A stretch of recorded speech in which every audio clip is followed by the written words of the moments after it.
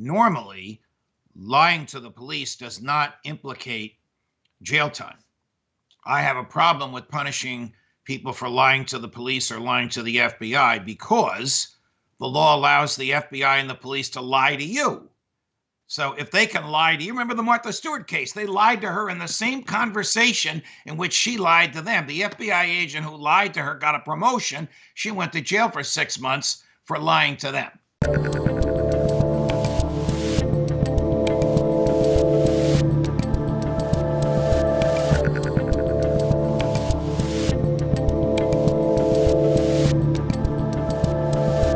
Did you feel covering from OJ to all the stuff that you were covering on Fox for 15, 20 years, actually more, did you feel that there is a risk in doing some of that day to day on cable news, that you have to be more sensational, or that you maybe aren't privy to all the information that's going on in the courtroom, or you got to keep people watching and know? One of the things that I find tough when you follow court cases these days, the way everyone seems to do on cable news, we're suddenly privy to all of this information that maybe we all shouldn't be privy to all the time, or at least the public shouldn't care about every little in and out of every little thing. How do you try to blend that?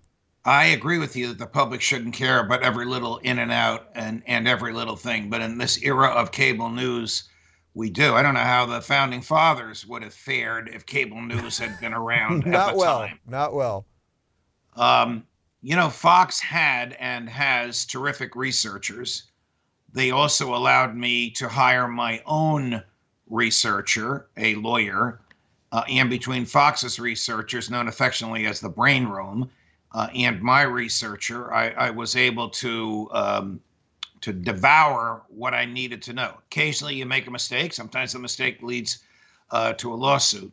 But remember, you're explaining things for the public. You're not making an argument before the Supreme Court, so you don't need to know everything. The key is to explain it so that the public understands it, appreciates the explanation, and wants more of it.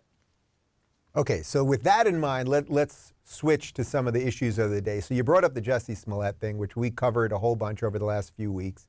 So he gets sentenced. There's really no one other than him, I suppose, and his lawyer who's claiming that he's still innocent. I mean, it's sort of bananas, and everyone saw the diatribe at the end during the sentencing. He gets the 150 days in jail and a couple other things. But basically, he's going to serve a week in jail, and that's it. They're going to let him out. What do you make of the sentencing, then the shortening of the sentencing, and just the media part of this? And how do you think the judge had to deal with the media portion of it? Okay, the media is not easy to deal with. In the era that I was on the bench, Dave, cameras were not permitted in courtrooms. And in the few courtrooms in which they were permitted, the judge had an absolute right to exclude them. Today, you can't exclude them. In federal court, they're not permitted, but in state courts, they're there all the time. They're tiny. They don't make any noise. After a while, you forget that they're there, but they are there, which is why we all know more detail than we need to know. I thought his sentencing was fair. Normally, lying to the police does not implicate jail time. I have a problem with punishing people for lying to the police or lying to the FBI because the law allows the FBI and the police to lie to you. So if they can lie to you, remember the Martha Stewart case, they lied to her in the same conversation in which she lied to them. The FBI agent who lied to her got a promotion. She went to jail for 6 months for lying to them. So I have a problem.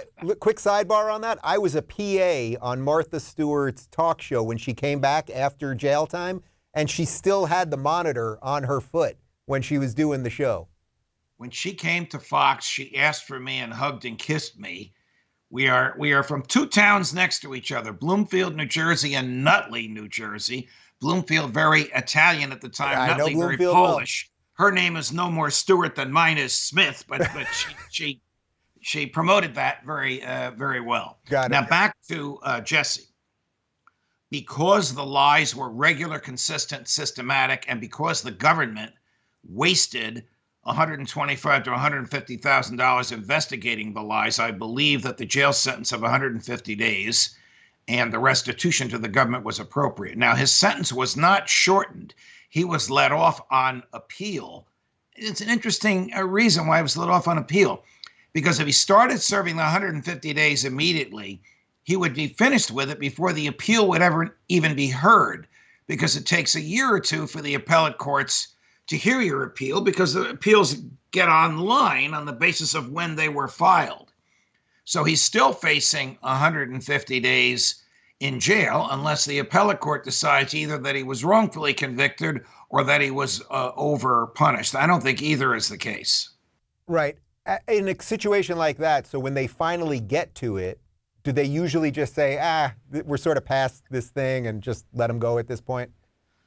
Well, no, because the prosecutors will be pounding the table. The appellate court would have to find that the trial was unfair, that the trial judge made mistakes of such a magnitude that he was not proven guilty, or that the sentence was unfair. The sentence was not unfair, it was well within the range that the statute allows. So his only hope is to find that because the first prosecutor said, I'm not going to prosecute you, they shouldn't have assigned it to a second prosecutor. That's his only hope on appeal, that once a prosecutor said, we're not prosecuting you, that was it. Most states, once a prosecutor says, we're not going to prosecute you, they don't send it to another prosecutor. They did it because Jussie became very, very unpopular in the Chicago community. Now, you shouldn't be prosecuted just because you're unpopular. You should be prosecuted if there's enough evidence to convict and if your behavior has caused harm. Where does that, if your behavior has caused harm, where does that go when it comes to the prosecuting? Meaning that in terms of the actual crime he committed, to set up this hoax, there's not a lot of damage done. But I think you could argue that there was a tremendous amount of damage done to society, to the city of Chicago, but the whole country in terms of this culture war that we're fighting. How often do you think judges are affected by that there's a much bigger fight at play than the specifics of, he paid these two guys, he made up this thing, that we could kind of look past, but it's really that you could argue that then there were more riots because of this, or just the general flame of the culture war continues because of something like this? So that cannot be taken into account at the time of sentencing. But here's something that can be, that I think will interest you and the folks listening to us now. When I told you there's a checklist, 25 aggravating and 25 mitigating factors, one of the aggravating factors is the defendant committed this crime as a cost of doing business. Now, that was put in there because of mafia guys who committed crimes as a cost of doing business. And the judge, in my opinion, quite properly did check that box. Jussie concocted this whole thing as a cost of doing business. Now, he and I ultimately had the same bosses because we both worked for Fox. I mean, he's crazy to think that he's going to get a leg up at Fox by concocting this nonsense. Maybe at another network, but not at Fox. They'd be sorry that it happened, but that's not going to help the careers. But back to your question.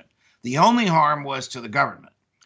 The only harm traceable to his behavior was $150,000 in police overtime investigating an event that never occurred.